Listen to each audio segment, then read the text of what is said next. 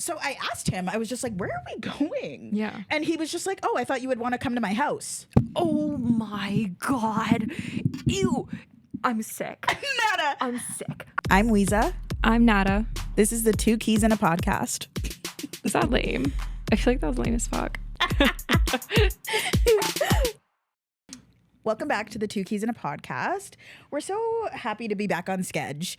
I cannot tell you how absolutely dreadful it's been trying to get in the studio. And every time we come back in the studio, it's fucked up. It's a wreck. It's a wreck. Like, I'm just like, who allowed their like 6-year-old toddler to come and like cause a storm? Everything. Like, it's really not hard. No, and it goes all over the office too. Like, I have parts in like the YouTube studio and then like other offices. I'm like fishing around for everything until I find everything we need. It takes an hour There's just to put no this in such order. thing as chargers in this office anymore, by Nope, the way. Like, gone. none.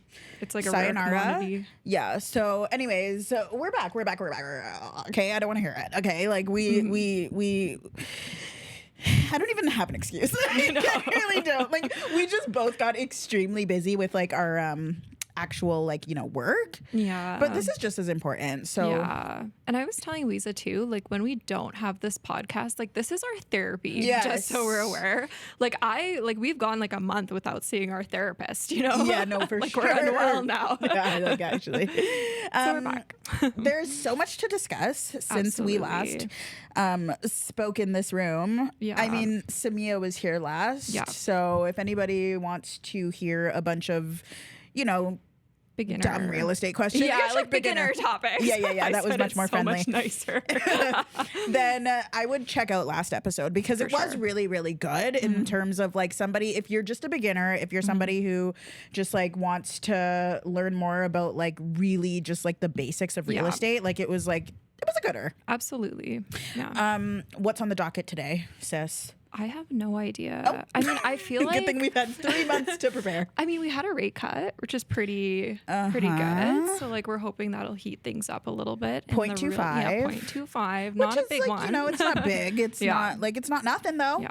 Yeah, so that's an update. We'll talk about that. We'll dig into that. Yeah. There was like lots in the air about maybe they were going to do 0.5 and then they ended up coming out with the 0.25, which I feel like they always usually aim it to the more conservative side, especially in times like this. Like we had a lot of uncertainty again from the States. So that's why they were holding for a while. I knew it wouldn't be a 0.5. Yeah. And then now we're getting back at it. So yeah. Let's talk about the rates, like where they're at right now. Variable. Yeah.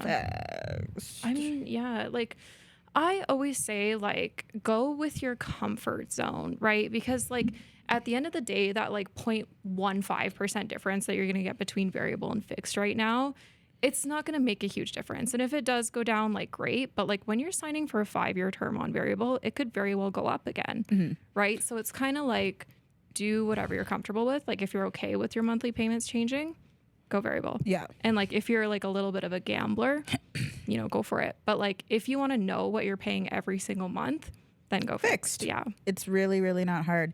Now, I had a little bit of a kerfluffle when I bought my place because I thought I was getting a variable mortgage. In real estate, the language is just very much like, you know, variable, fixed, whatever. But like in the mortgage world, come to find out, they mean completely different things, okay? Yeah. So I went and I got my mortgage and they made me sign for a variable mortgage. Oh, they made you. Well, you know, they advised after what I told them I would like, they advised to get a variable mortgage. I was like, perfect, sign on the dotted line. For sure. Now, what I didn't understand and what I was shocked has never been explained to me in this industry is the fact that a variable mortgage is a lot different than an adjustable mortgage. For sure. What I thought I was getting myself into was a mortgage where, like, yes, it's a fixed rate at first, but I knew that the variable mortgage was going to be coming down with inflation. So I just kind of like, I was like, variable, perfect. My payments are going to get smaller and smaller every rate cut. Yeah. Bitch, they stayed the same, okay? And I was just kind of like a little alarmed. So I called Nada once, and she was just like, oh, let me explain. So why don't you explain to our audience? I would actually love to, because I feel like every realtor has the same notion. So here's where it all begins. There's two types of variable mortgages. So this blew my mind when I became a mortgage broker too, because most realtors think that variable just means your payment's going to change. But there's actually two types of variable mortgages. And so one of them is an adjustable rate, which is what you're thinking about 99% of the time. That's the one where your monthly payments change. With a variable, that's the one where your monthly payment actually stays the same, but it just fluctuates between what gets allocated to principal and what gets allocated to interest. So they're still technically, like, they're both variable, but most of the time you're actually talking about an adjustable rate. For sure. And most mortgage brokers know that. Like, if you call us and you're like, I want a variable rate, like, we're going to assume you're talking about adjustable rate, because that's what happens almost every single time. But there is a very big difference. So unfortunately, I got my mortgage before Nada became a mortgage broker, and that was not like very much explained to me. But I mean, to be fair, like I am putting more towards my principal every month, which like makes me feel better. Like, it's whatever. Like, I can afford the mortgage, but I just thought it would be like kind of cutesy if like my fucking payments went down every month, but it's fine. But you know what? When you get to the end of your term and you're like ahead of your principal, as long as like everything stays the way it is or they come down even further, then like your monthly payments will be even lower, because now you have a lower principal balance. Yeah, so like no, for sure. It's gonna be good in the long run, but like I see where you're at. Like, it is very, very annoying. Yeah, no, for sure. In my mind, like I was like, oh, by July, like by the rate of things, like my mortgage payment is gonna be like so low, $600 less. Yeah, I have I only have one variable mortgage. Like, my other two are both fixed mortgages. But I'm really careful with my third one, because that's with a B lender. Because when you're self-employed, it's really hard to be able to go with the A lender. So for that one, we're just signing, we're on a 1-year fix right now. And then we're hoping to renew into the A, because we need a little more history with the, Makes sense. So I've been like all over. But mine's an adjustable rate, not a variable. For the one that is variable. Someone explained that to you. It's so confusing, because variable is variable, but like, adjustable rate is also variable. Like, like, if you look it up in the dictionary, like I'm pretty sure that's what I want. Yeah. But anyways, I hear you. I get the confusion. Is there any shows you're watching? Like, any shows? Oh my God, I'm watching Desperate Housewives. Okay. It's old. I'm like, do they still make episodes of that show? No, it's so old. Oh. But it's good. You know what? If you want skinny motivation, watch Desperate Housewives, because they're all like twigs. Yeah. It's the craziest thing I've seen. They're all like in their 40s, 50s, and they're like twigs. Yeah, that was a style back then. It really was. It's kind of coming back though. It is. Yeah, with the low-rise jeans and everything. Yeah. And I'm like... With the Zempi. Yeah, everyone's on the Zemp. Yeah. I can't do it. I can't do it either. All I hear is bitches talk about how sick they get. Oh, they get so sick. Like, you're puking all day. And you get like Ozempic body too. So like you lose all your muscle basically. Like, you can tell like when someone has Ozempic legs almost. Yeah, like, no, for sure. There's just no muscle. Like, it's very obvious. Undefined. Yeah. And also like it's almost as bad as like the BBL wave. Yeah. When BBL you era. could just I can immediately tell when someone has a BBL. It's for crazy. sure. Like, I'm like, what do you... Okay, should we stop like body shaming? No, I know. But it's just like, I think the point is like everyone like chases these fads, and then like 10 years later, it's not trendy anymore. Exactly. So, like, and then you have to get a new drug. Just be yourself. Just be yourself. Be yourself. Stay true to yourself. No, for real. This is like a Disney episode. We're trying to draw like the Disney mouse right now. Do you want to talk about your dreams? Oh my God. I was telling Wiza the other week that I have like the scariest dreams ever. And we talked about my sleep paralysis actually a little bit on the podcast before, because that was really bad. But I have dreams so horrifying and so like unimaginably horrifying. Yeah, no, honestly, like, she prefaced the story by saying like, my dreams are fucked, and I kind of just was like, hey, yeah, let me hear it. And then when I heard it, I was like, oh, I don't know if I should be around you and your aura. Like, You know what I think it comes down to? I also have a lot of dreams about natural disasters. Like, I have this one this is not as scary. This is like not in the same realm of the dreams she is talking about. But I do have one where I imagine like there's like a really big cliff, and then there's like a beach. And then I'm like trying to climb the cliff as fast as I can, because there's a tsunami wave coming. And it like almost always takes me out. I think I have to know what that means about you. No, I Keep just have, talking. it's just anxiety. Like, I'm a really stressed out person. Like, I'm a really anxious person. I'm really, really, really hard on myself. And like that perfectionism is crippling. So like, that's kind of why I think I have those dreams. Not to get dark and deep with you guys, but. Well, let's ask the expert, chat. Dreams about cliffs and tsunamis are both rich with symbolism, and when they show up together, they often point to strong emotions or life circumstances rather than a literal prediction. Here are a few common interpretations you can share with your friend. Overwhelm or intense emotions, maybe anxiety. Yeah. Unexpected life events. It can reflect a fear that something powerful is coming. Big shifts at work, relationships, or personal identity. I'm kidding. I'm always having a crisis. Repressed feelings surfacing. Sometimes it's about emotions your friend has tried to keep under control, but that are rising up anyways. Yes, that's a really big problem. Mine actually is that like I love to be emotionless, but it does come out in the worst way possible. And I'm not a crier either. So like it really just suppresses and suppresses. And then I kind of will have like a mental breakdown where like every day I'm just like not being myself anymore. Yeah. And like it's just weird. Like I don't know how to explain it. Yeah. I'm not really a crier either. Yeah. To be honest with you. No, we're not. We're kind of really similar in that way. Yeah. And I like the other day you called me and I like me and Nada will FaceTime each other and just like literally sit in silence. Like it's not like weird. Absolutely. But the other day she called me and like 30 minutes later, I was just like, what did you call me for? And she goes, I'm just having anxiety. I was like, really? Like, I don't know. Like you just don't wear it, you know? Yeah, I know. Sometimes it just helps me to like sit on the phone. Like, I don't know. I have this thing. It's really bad. Like, especially with clients and stuff.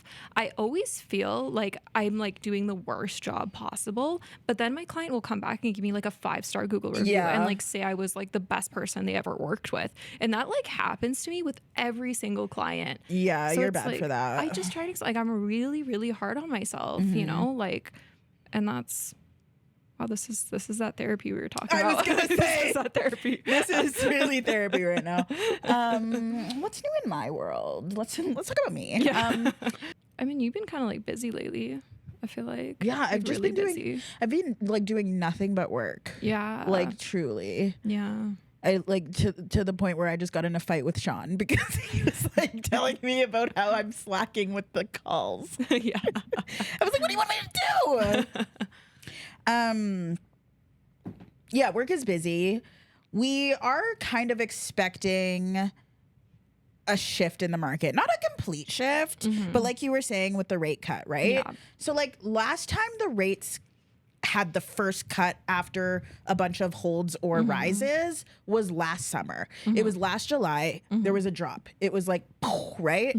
But it kind of didn't move mountains the way that everybody thought it would, just because.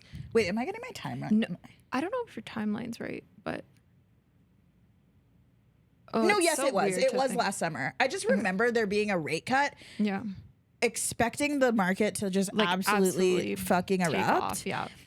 And like it kind of just didn't. Yeah. To be fair, we then went into like the seasonal slowness of like winter and stuff like that. But then we thought the spring would for sure kind of pop off. And it didn't. Now, the explanation for that was tariffs, Trump, and absolutely. Just travesty. Ooh, that's a good title. That is like, yeah. Period. Anyways, because sellers are really, really, they're not having a great time right now. Yeah. I looked at the market stats and just recently, there are more price decreases than new listings coming to market in a 7-day span. Yeah. Guys, I don't think you understand how outrageous that is. Like, that is truly like, that is just so horrific. Yeah. So yeah, like right now, there's deals to be had. And I mean screaming deals. Like the amount that I'm able to get my buyers off of the asking price right now is shocking. Yeah. That doesn't last. No. What happens is like the market starts to kind of like pick up because everyone starts to like hear about this and hear about their friends who got like a great deal and now they have to pick up an investment property and like whatever. Like, well, they're thinking about upsizing. And then this trend, like, right? Like, you want to be ahead of the trend instead of behind. So what always happens, like, literally no fail, a rate cut will happen, 1 or 2, 3 maybe rate cuts will happen, and that's when everyone jumps off the fence.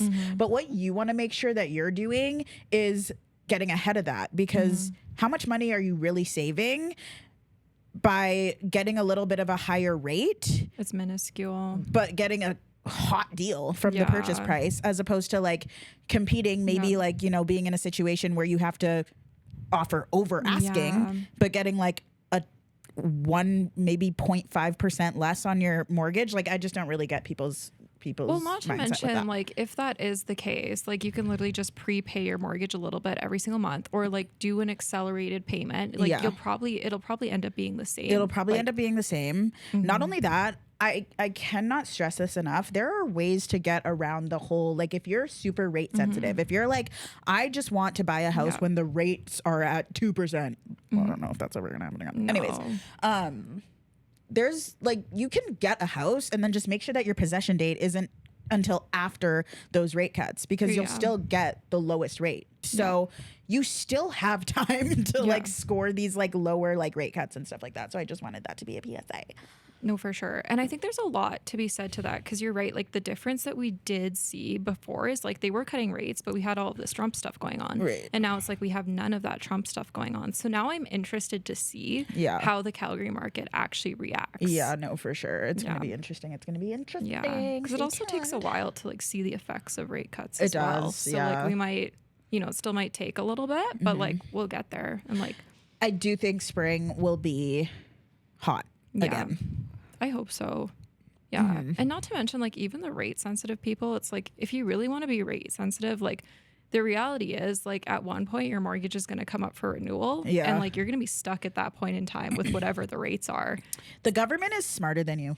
Absolutely. like, they will make sure, like, oh, everybody got a house during COVID. Perfect. We're going to make sure that we rise those fucking interest rates to 7% by the time everyone's renewal is up. Thank you. So just don't think that you can cheat the system, you know, like, just fucking buy a house. Like, from 2020 to 2025, like, most people, it is a big difference. Most like, people are shell shocked. Because we got our place 2021. It was when the rates were really, really low, and we got our rates like 2.17. So it's like, jealous. Yeah, it's like about a 2% difference right now, a little less. It's not bad. We can talk about like house hacking maybe. Okay. I feel like we have never gone over house hacking, and this was one thing that like changed my life. Yeah, period. Honestly. Pop off. Take it away. Okay, when Ryan and I bought our first property, we got a suited property, and like that was totally intentional. So like there's something called house hacking that you can do where you like, if you have something suited, or like even if you have a triplex or a fourplex, you can live in one of the units and rent out the other unit or units. And it basically like can, for us, when we did it, because rates were really low, it basically covered our entire mortgage payment. So we were living like for free. Now you can't really get that same effect, but like it can cut your mortgage payment in half easily, right? So it makes it super easy for you to scale into your second property.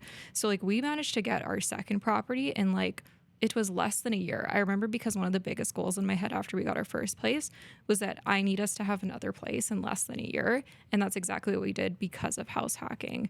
And I feel like a lot of people don't do it right now, or they don't do it as hardcore as we did. So like, I'll give you an example, right? Most people, you know, when you get a suited property, you have the main floor, maybe a second story, but then you also have the suite. Most people will live in the main floor and like take that instant gratification almost, and then rent out the basement. We lived in the basement and rented out pits of fucking hell. Okay. And it was so cold in there, man. like every single day, like especially when we first got that place, the winter that year was so bad and it was so cold. And it was just because the main floor would rent for so much more. And we had 3 bedrooms up there. We only had 2 bedrooms in the downstairs. So like, it really depends on how hard you want to go and like how hard you want to set yourself up. Because the thing I will say is like, that delayed gratification put us in such a better position. No, you really have to struggle to succeed. You do, because like, look at how fast we managed to get a second property. Right now, if we were living in the main floor and then we rented out just the basement, it probably would have taken us like 2 years. Like, it would have been way harder to save. What's your cash flow currently? It's high. It's like, I think it's like 2.2 grand a month. Fuck yeah. It's really good. So one of the things that happened to us too is when we got our place, I remember we used to rent the main floor for $1,600. The basement was like, it would have been worth like, I think $1,100 at the time. And then anyways, fast forward, we had rents in Calgary go up about 30%. Like skyrocket. Yeah, in like 2023, early 2024, something like that. And so we basically our tenants were moving out anyways. So we actually have really high turnover in that property because there's no garage. So a lot of people use it as like, their first home, like when they kind of come to Calgary until they like buy a place or get another place. But that turnover also meant that we could like increase our rents by a lot. Yeah. So like, yes, you don't really want high turnover, but it was also the reason that we could skyrocket our rents every single time because our tenants would move out.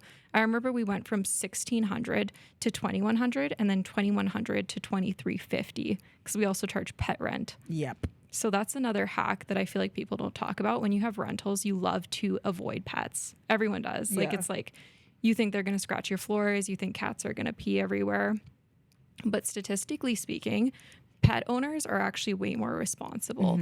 So like if I see someone come in and they have like one pet, I get to charge them pet rent. And then I can kind of also be selective on the pet. So like if it's like a medium or small sized dog and I see it looks like a good breed and like, because people usually have it on their Facebook profiles, their Instagram and everything too.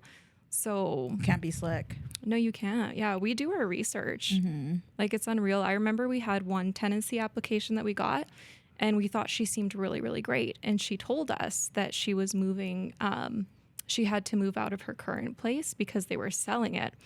So Ryan and I asked for the address. We hop on the MLS, we see the listing. It's like pending or whatever, right?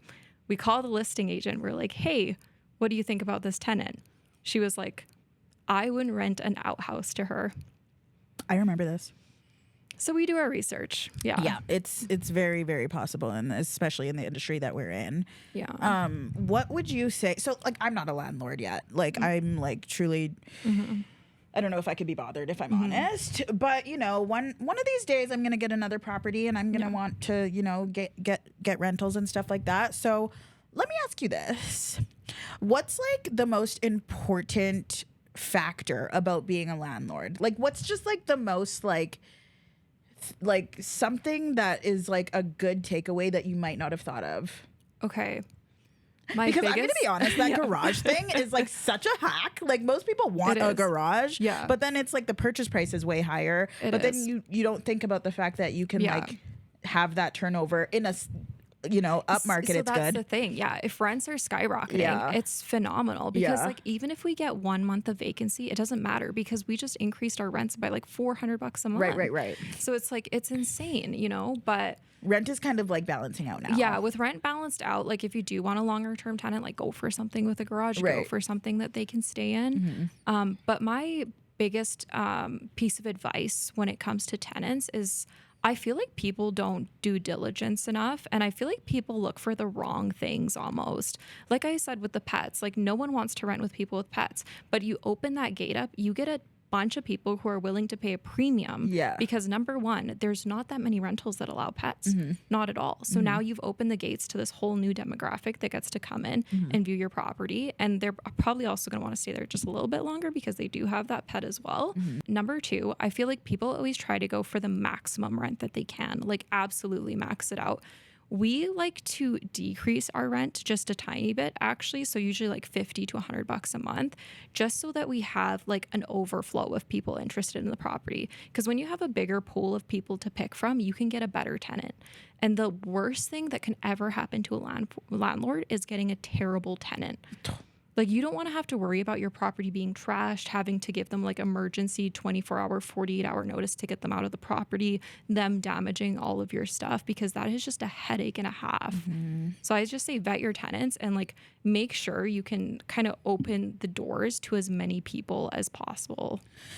In a smart way. You know what I mean? Yeah, it's giving bidding wars. Yeah, exactly. So you can pick and choose. Yeah, like that's just my thing. Like I just couldn't imagine like having like a night to myself, like at home, like just chilling, watching Love Island, and then I get a call from like the fire department, you know, like being like, "Hey, your property is like literally getting fucking burned to the ground because your tenant is shitty." Yeah, yeah. Especially when you have like, because it's a suited property, right? So it's like there's 2 units in there. You have to make sure the tenants like get along good, right? And it's like if you have someone causing disturbances, like it's upsetting your other tenant. Right. So like you just want to keep everyone like happy. Yeah. Yeah. Totally. Okay, good pointers. Are you excited for fall? Like, are you a fall person? Like, are you a winter person? Like, what season are you? I am such a fall girly. Really? Oh my God. I can see it actually. Because the thing is, like, I actually don't like love summer. Like, I don't love it. You know what I mean? Like, I get the vibes. Like, it's, you know, we're outside. Yeah. But like, sometimes it's too fucking hot. Not for me. I'm like, I hate sweating. I love sweating. I don't tan. So, yeah, this is where we differ. And bugs, like, kill me. Oh, the mosquitoes are awful. Yeah, so I love when, like, fall is always, like, and I like how it comes right after summer, too, because it's just, it's that, like... It's like that letdown. Like, it's like that stepping stone before winter. Like, it's... Yeah, no, for sure. Oh, my God. If we went straight into winter from summer, I would, like, that would just be horrendous. But, yeah, like, fall to me is, like, a perfect little break. Like... Fall is really the break for me, like not like summer, you know, because summer I feel like you're just doing shit all the time too, and you're traveling and stuff like that. Fall is like, you know, you're like kind there's of less bugs. relaxing. It's also not too cold, but it's not too hot. It's windy. The fall, it's pretty. You know like what colors. I think it is for you too? I was actually thinking about this the other day. I think it's also that kids go back to school.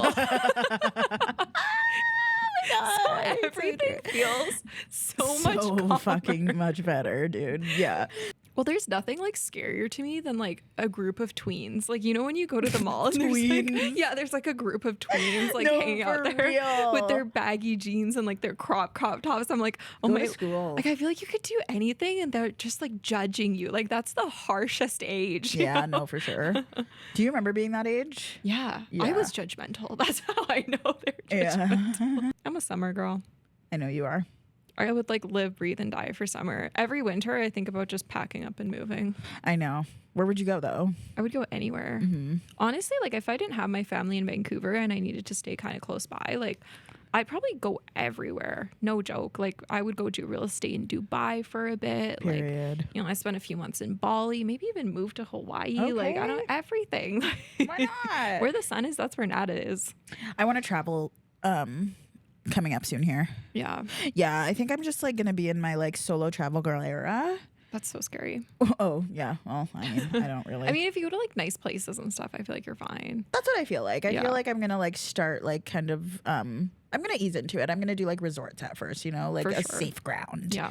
And then I might like, you know, explore with like a friend or two or something like that. But like, that'd be fun. I think it would just be fun to like, I don't know, like I've just like ever since I started real estate, I've just been grinding. You know what I mean? I've never really had like. Everybody always asks me, what did you do last summer? What did you do this year? Or whatever. And I'm like, I actually just worked. Yeah. Like I have to, and it isn't until someone asks me that I'm like, oh, I really don't do shit with the money that I make. You know? Literally. I just, So like, I don't know. I think I need to like, not take a break, but like, you know, like every once in a while, just like, you know. But you know what the problem is, like with our industry is like you can't pick and choose when to turn it off. You really can't. In fact, when you are on vacation, that is when your phone blows up the most. Absolutely. I remember being in Hawaii, like I took my mom and my sister and my friend to Hawaii, and like the whole time I just had a client like texting me paragraphs. I had like our lawyer like calling me 24/7. Like it was a vacation, but it wasn't really. Yeah. And you know what? That's the life we've chose. Like whatever. Like if my phone wasn't blowing up, I'd be like concerned, you know? So like. No, it's a good problem to have. But like honest to God, like my dream would be to just like turn off my phone and like not have a phone for 3 days. Like, I think about what type of bliss that would be. Oh my God, that would be so anxiety inducing. I don't even get anxiety, but if I were to actually throw my phone away for 3 days, I would not be able to breathe. I would be so I'd be like, happy. I know someone needs me right now, you know? No, for sure. But being able to let go of that. Yeah. I think of like those like old people, like elderly people, and like how they like never go on phones and stuff. And I'm like, damn. That's actually so true. Like our parents even like didn't really have that. When am I old enough to check myself into a retirement home? No, like it's so true. I cannot wait to retire. Like I want to go play chess all day and like have movie nights. And I love old bingo. people. Yeah, I love old people. I do too. I'm like obsessed with them. Old people are like my babies. Yeah, they're so cute. Like most people are like, oh my God, that baby, look at Goo Goo Gaga, it's so cute. Yeah. I'm like, that old person. Oh my like, God. And oh when my I God, see an kill me. old couple, I just die. I'm like, my heart goes out. I am like literally gagging over like an old person just like sitting there. Like I'm just like, it needs to be checked out. Like I think that they're so fucking cute. They're the so only cute. thing that like really snaps me out of it sometimes if I'm like really going hard is like they're probably racist. Like, Oh chill out. God. Yeah. And then I'm like, Especially in like Alberta. yeah, no, for sure. I'm just like, oh my God, I love you. They're like, I fucking hope you die. I'm getting a new car.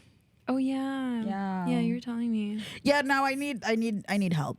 Yeah. I might even like ask our viewers to like comment below, you know, if sure. like there's one person that cares. But I'm looking for a car. I think I want a SUV, an SUV. Because I think it'd just be weird going from a SUV to like a car, you know? You know, I could never drive an SUV, but I will say I absolutely love being a passenger princess in an SUV. Oh. So I'm okay with this for you. Why don't you like driving it? Just too big? I feel so massive. I don't know if it's because I'm from Vancouver and like I'm used to like, you know, everyone there kind of has like little cars and you just kind of like the turns are so tight and everything. Maybe. Like I can't. Driving it seems so chaotic. And I think a lot of them, like, unless you like really go luxury, they also like feel slow and like heavy. And like, I love a little like light feeling car, you know? I love when I like gas in and go, you know? See, the thing about me, so the first car I ever got was a Chrysler 300. Yeah. Those are boats. Like I was driving a boat. That's insane. Like to the point where like my friends would make fun of me because I'm so short. And like then I would like pull up in my Chrysler 300. Then shortly after that, I had it for like it was a good run. Yeah. Me and my mom ended up swapping cars because this was like when I first moved to Calgary. And if you guys don't know, like the Chrysler 300, I was always struggling with the. Is that like a van or an SUV? No, it's a car, but it's huge. Like it's just like fat, you know? Is it like hatchback? It's wide. Okay. No, it's not a hatch. Okay, I don't know. I'm a Chrysler. Look it up. It's just like it's a car, but it's like massive. Anyways, so the thing about the Chrysler 300 is it had rear wheel drive. Is that what it's called? I think so. Rear wheel drive. So like it sucked in the winter. Oh. I would get so stressed because everywhere I went, I would get stuck. Like it didn't matter if I wasn't going uphill. Like if I just like simply stopped at a stoplight, like I was getting stuck. Okay, that like would it was make me like throw up. No, I know. I wouldn't and then even drive. when I started real estate, it was like I'm driving every fucking where. I'm doing showings. I got to be here, home inspections, blah blah blah. So I was just like, I really can't have this like unreliable ass car, right? For sure. So I think my mom just like looked at me and was just like, let me like give my car to this poor bitch. So she has a Nissan SUV, super reliable, super good. You saying that like cars, like SUVs, unless they're super luxury, like don't go fast. That car goes fast. I don't know what the fuck it was. Maybe it's because you're like 20 pounds and like 5 feet tall. And 20 pounds. Me and Ryan in that car. Yeah, no, for sure. Your whole ass family, Arlo, really puts you over the edge. Anyways, where is Arlo? It's been a minute. I don't know. He's probably sitting outside the door, honestly. That's so sad.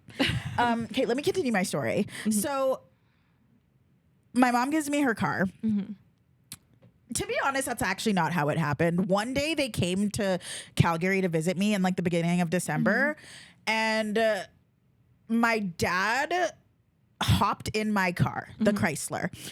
every light was on. Like every emergency light, but I don't fucking pay attention, you know? So you're just a girl. I'm just a girl. And so he goes, Wiza, we're going to go home. We're going to take your car so that I can like fix these things for you. Yeah. And then, you know, we're seeing you in like 2 weeks anyways for Christmas. So then you can like have your car back. Right. And then 2 weeks goes by, I go home for Christmas and I just kind of never said anything. And I like just took the SUV. So it became my car. Yeah. It's my car now. I've been driving this thing for 4 years now and it's super reliable. Kilometers sky high. Do not know how this thing is still running. Like truly, honest to God, I think it's God being like, this girl literally cannot be stuck anywhere. But it time's up. Okay. Is the point. So we just be swapping cars within my family apparently because that's like so my brother has a car that he swapped with my brother once. So anyway, long story short, I am going to be getting that car. Now, the car is oogly moogly. Oh, wow. It is not Weezalicious. It is not girly. It is not a vibe. So I plan on taking possession of this car this week, maybe like, I don't know, when I'm next seeing my parents, whatever. Yeah. I'm going to sell it and then I'm going to buy the car that I want. Now, this is where my taste comes into play because I bet you anything that car will sell for like no more than like $7,000 or whatever. It's like, I don't know, 150 kilometers on it. It's like a Nissan SUV. But a different SUV, not the one. Okay. Just trust me, it's ugly. I want something and I don't mind, you know, putting more money into it. Obviously, I'm not looking for what I'm about to say for $7,000. But I really just want like an SUV that's reliable. I repeat, do not want to have to maintain this thing. Like I know, but like I don't want to, you know? Like I just said that every light was on my last car and I just didn't care. Like it has to be a car that like doesn't have like the fact that Ryan's it's BMW needs to get like in every fucking other week. Like I could not do that. Extra about it though. Like you know what I like about my car? Like usually you need an oil change like every 6 months or every whatever kilometers. My car will do like an oil change once a year and then an oil top up. So they'll literally just thonk the oil in. See, that's and I'm what like, I need. it's great. I swear to God, my car is so freaking low maintenance, but it's a sedan. Yeah, exactly. And maintenance is expensive because it's like German. It's like an Audi. But like the amount of times I have to like really change something or do something is rare. So I feel like even though the cost is high, because I'm really not doing it that often, I'm okay with that, you know? Now, I've heard that Japanese brands are the way to go. That's Toyota, what I was telling you, Lexus. Okay, so I'm really eyeing Lexuses right now. Yeah. You know, when you see me in a Lexus, like, mind your business. I think that's what I'm leaning towards. Yeah. I know nothing about them. I know they're good, though, because my friend used to date a mechanic for quite a few years. And he had one. And I'm like, if a mechanic drives that car, you know it has to be good. I don't know which model. I don't know anything about it. Now, this isn't sponsored, but Nissan did me, honestly, round of applause. Let's just, 1 second. Because Nissan really did, like, get me through, like, so many things that I never thought I would get through, you know? Like, I treated that car like shit. And it just still stayed with me. Yeah. And I just think that's a beautiful thing. It is. It was. So we're going to clap it up for Nissan. Yeah, we love it. It was here when I needed it. I feel like now that I'm a little bit more responsible, I mean, you know, I would take care of my Lexus. I would. I believe you. So I think that it's time to upgrade. Now, it's not a Lambo. No. I don't want to hear any jokes when I get a new car and I announce it. Just know that it'll be I wouldn't trust you as a realtor if you bought a Lamborghini instead of a property. I'm just putting that out there. Because we know some realtors. Lamborghinis. But how many investment properties realtors? You got? No, the amount of realtors that get one commission check and they're like they buy a Mercedes is insane. It's unreasonable. Yeah. I think that's been our show. I have a date. So Oh yeah, we get out of here. A date to get to. Okay, well, don't make it like weird. Well, I'm not making it weird, but maybe we could do like an update on your next absolutely episode. not. I mean, absolutely not. What's like the worst date you've ever been on? Okay. Oh, okay. I actually never had an answer to this question. Like most of my bad dates are like the guy's just rambling or something, you know, like it's just like not good vibes until a couple years ago. So there's this guy that I met on a dating app. I remember coming across his profile and not even being like that impressed or anything like that, but I don't know, I was just in this era of like, Wiza, like you say no to every fucking guy that tries to take you on a date, like let's just say yes to everything, like this is your yes era, okay? So I kind of just like still swiped like on him or whatever, but let me tell you, his profile was like everything that I don't really desire. Like first of all, it said he was 6'7". That's insane. I don't need a 6'7" man. Okay, I don't know. That's like 3 of you. I know. No, I know. Like so, and I know most girls would like love that height, but like I don't need I think of the neck pain personally. Like literally. So, yeah, it said he was 6'7". It also said he was from Paris. Ooh. Now, again, that is something that most bitches would like get their panties wet over, but like. For me personally, I don't love an accent. Like I don't like need an accent is what I'm saying. Like not saying that I don't love one, but like, I don't know. I just find like the less of a language barrier when dating, the better. I know that some people it's like super intriguing, but like for me, it's like, whatever, I don't need it. And like, I don't know. I think he had like one good picture, like physically. And then the rest of them were kind of like, I don't know what he's doing, but he asked me on a date. I'm in my yes era. I said yes to the date.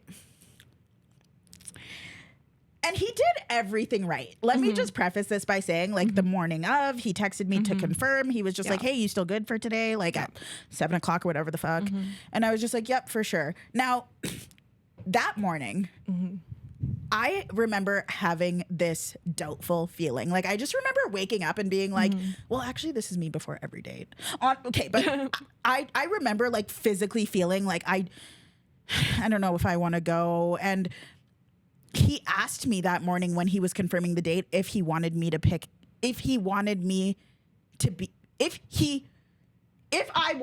him to pick me up. Yeah.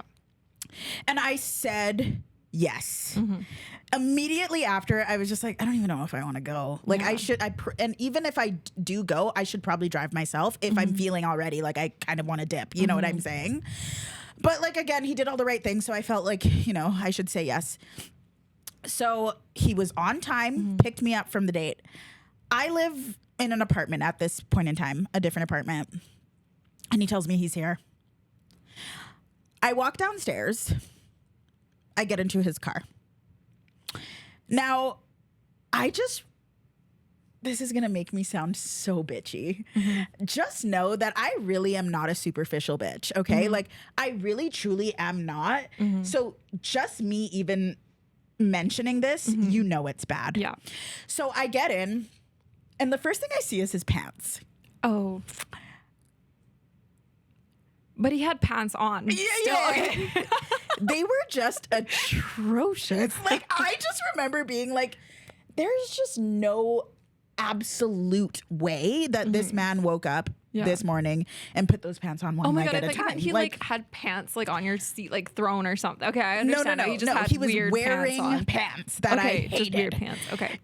We had plans to go to Cactus Club just because, you know, that's my favorite restaurant of all time. And I just love, like, every time a guy takes me on a date, I make him take me to Cactus Club.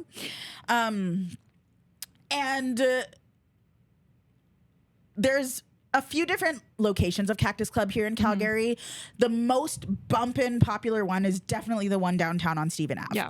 So we had plans to go there, but in my mind, I was like, oh my God, I cannot be seen with this guy. And like, oh, these rats, like, I'm not taking that everywhere. Like, okay, like I'm not trying to be mean, but like, oh my God. So I'm like, hey, Wiza, like think. No. So I go, are you even hungry? I'm like, oh my starving, by the way. But like, I'm at this point willing to like change it from like a dinner date to just like a fucking coffee. Like, okay, like McDonald's just get me out of here. And he's like, yeah, I'm really hungry. And I was like, okay.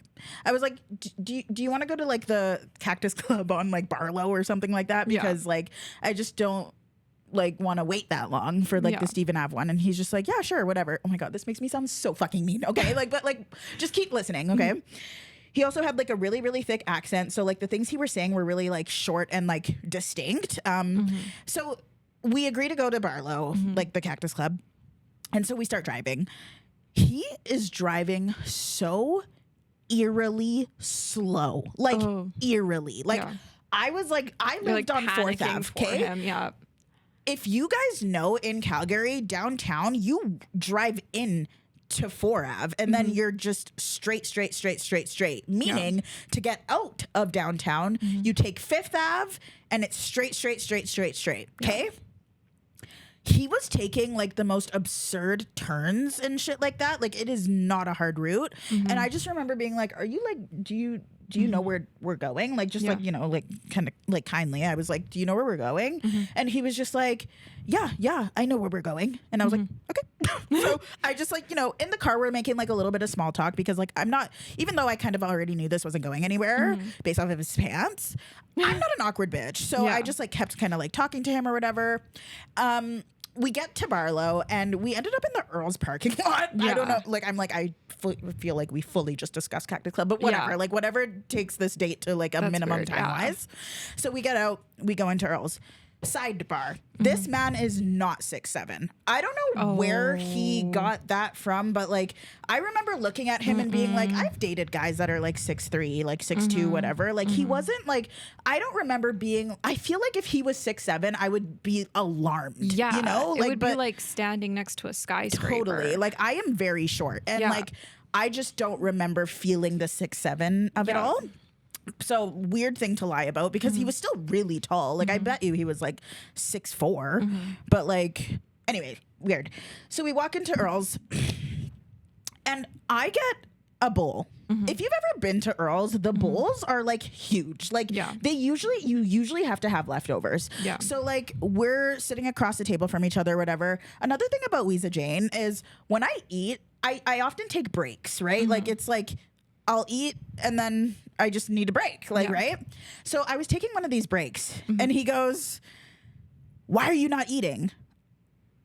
I was like, I just taking a break. Like, and he was just like, so like, eat. Like, this is an interrogation. Yeah, like he literally said, eat. And I was just like, oh my God. So not to mention, he ordered a burger and fries.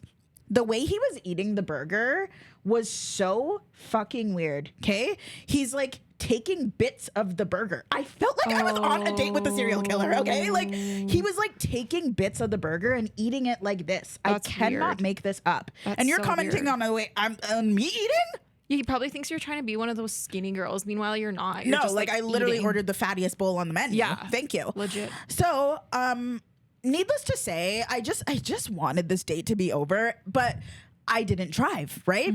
So finally, like the waitress comes back and I'm kind of like, cause he wasn't like, it was going on for like such a long time and he wasn't like asking for the bill or anything. So like, I kind of said to the waitress was just like, can I have a box? Like we're ready to leave, you know? So she brings me a box or whatever, we leave, he pays. And as we're driving back or as we're walking back to his car, he insists on taking my box, like my leftovers, and putting it in his back seat. So like, I was like, I can carry it on my like lap, like in the passenger seat. He's like, no, let me like take it from you or whatever. For you at this point. Yeah. So I was like, okay. So I'm in the car with this man. And again, we're driving. And we're driving a really weird route. But if you remember the way to come here, we were driving a weird route too. So I just learned to shut my mouth after he was just like, yes, I know where I'm going. Okay. I would have been scared like of getting kidnapped. You know what I mean? Listen. Yeah.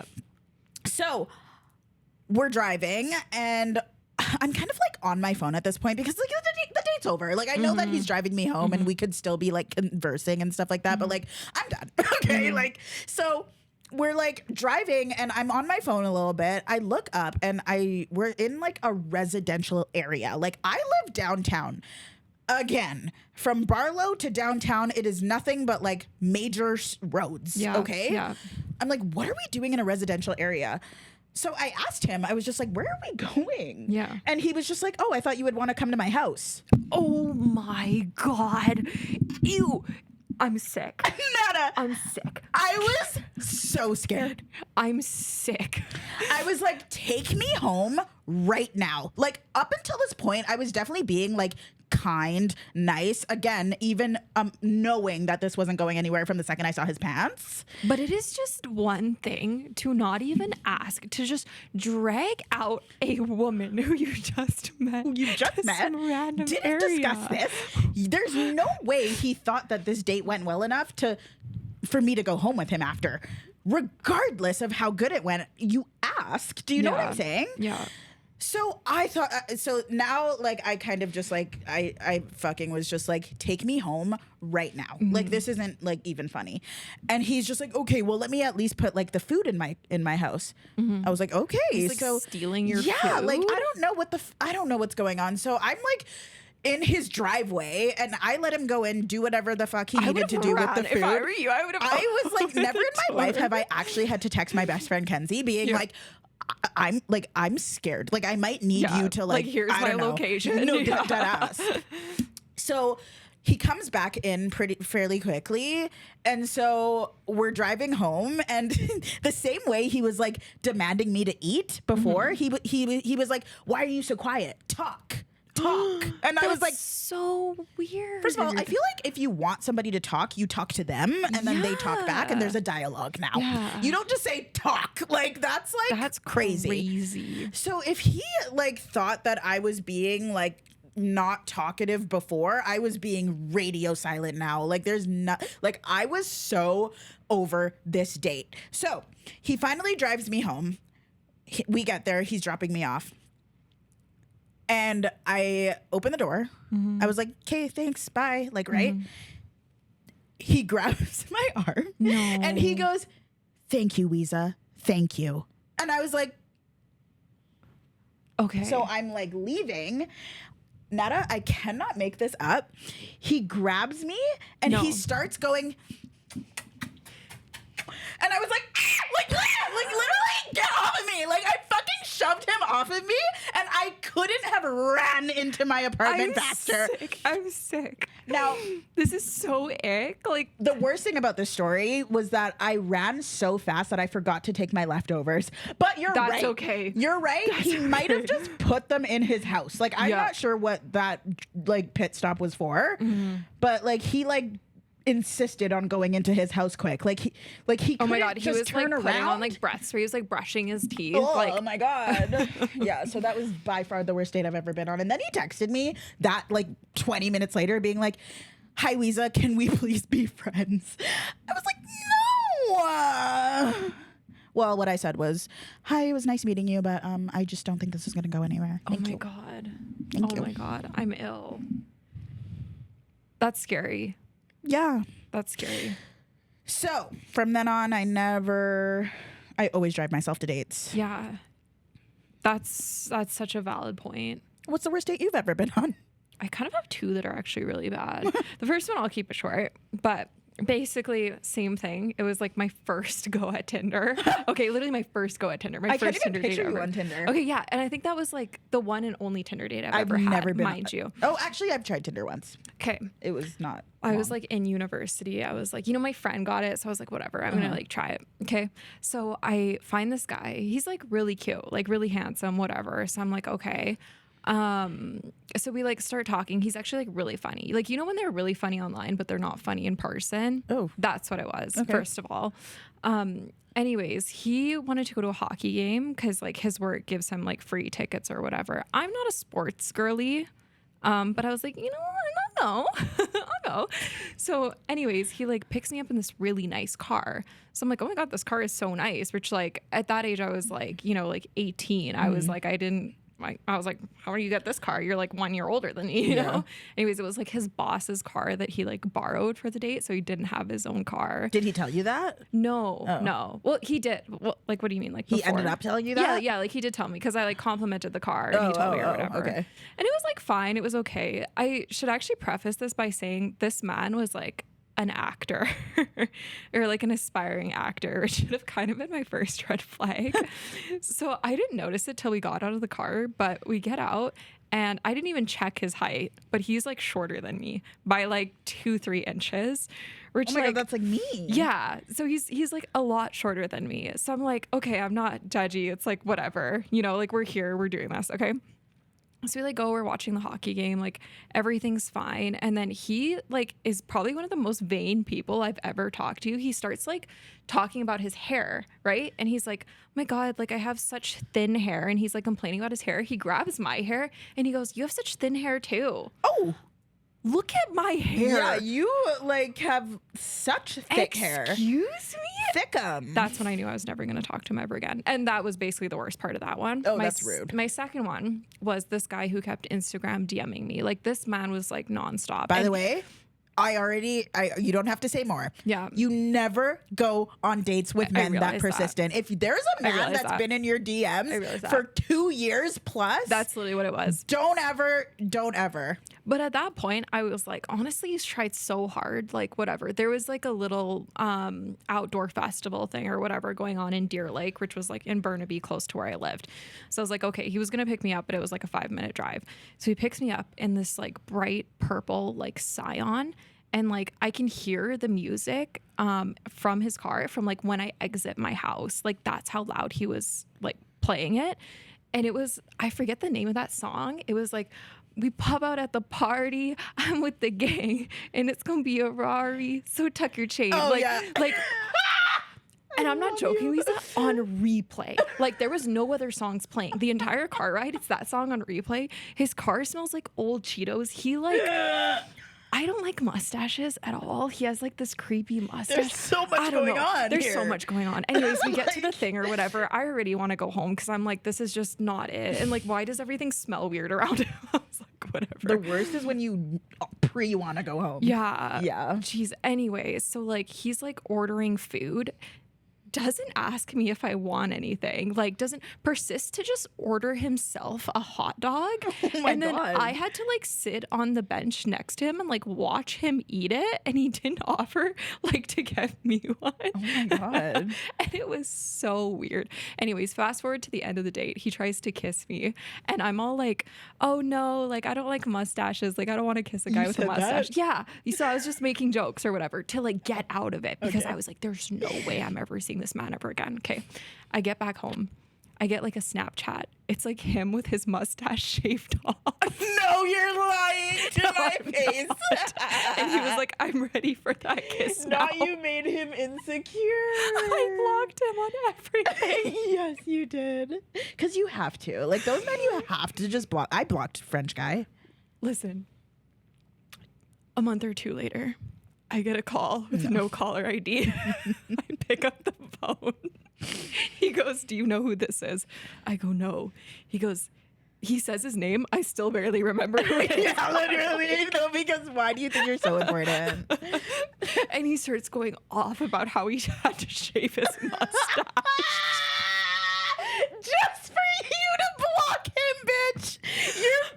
Bro, I'm sorry. I was like, still like, I was 18, 19. I was like, I just want out. I'm so afraid. Like, no, like, so I think the moral of the story is men are insane. Never date. They are here for a good time, not for a long time. Okay. Men are just experiences. They are not here to last. No, Ryan found me. I'm safe. I'm never leaving. Yeah, no, for sure. Until one does last. Yeah. Right? But until then, safe, I'm never going. Girlies. He's normal. Yeah, no, for sure. I think that's a good note to wrap this up on.